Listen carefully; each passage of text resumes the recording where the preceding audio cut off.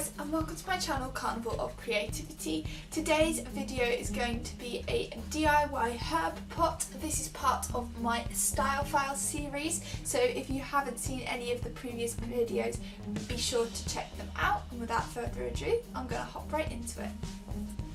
So to start off with, you want to find yourself a square pot. I found this one, which was actually a parsley pot from Poundland to begin with, but you can use any sort of square pot. I then used some white spray paint and sprayed this completely white all over and left it to dry before going in with my pencil and sketching out my letters to spell Green Market in about the middle of one side of the pot, but slightly more to the top than the middle, if that makes any sense whatsoever. So I just carried on sketching my letters out before going in with a really fine paintbrush and just going over these letters to make them stand out with some black paint.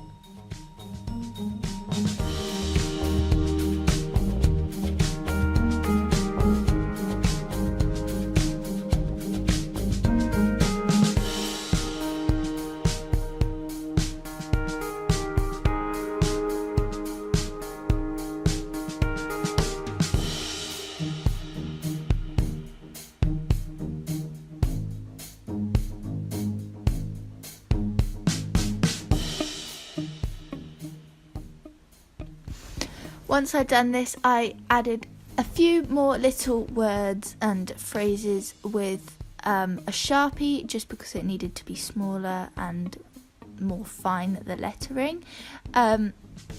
This does make the Sharpie go slightly funny, so I only suggest doing this with the really small letters and small little phrases and things. But yeah, I just was writing out all of these little things. It says local and fresh at the top, the Green Market, and blah blah blah. And there we are.